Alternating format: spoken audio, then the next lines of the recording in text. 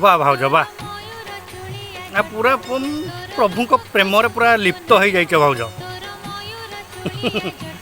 जहाँ लगुच तमें पूरा अधिका टिके क्षीर दौल तुमठू ही आंठे आंठे पीउले बोधे भाउज आउ किए तुम भक्त मैंने अच्छा डाकिल मोना ललिता नायक।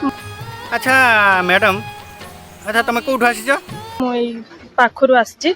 अच्छा पाखरु आसीच मगर क्यों अरे भाई मगर क्यों कौन तुम कौन जापर ना पूरा प्रेम उबुटुबु हो जाइछंती। अच्छा मैडम केते मसीहार तुम आसिलणी मु 2008 पाखरु प्रभु पाखु जाइछि।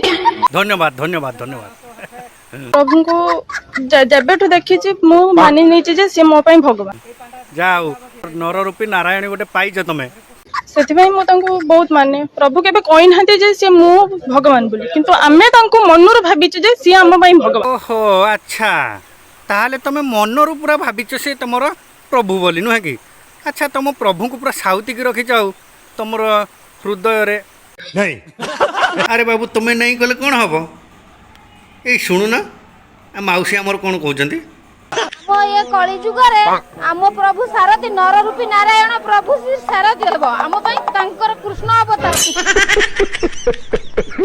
अरे तुम क्यों हंस रही हो नर रूपी नारायण प्रभु श्री सारथी हेब आम तांकर कृष्ण अवतार। ई भक्ति लो मौसी भक्ति तो झरी पड़ुची।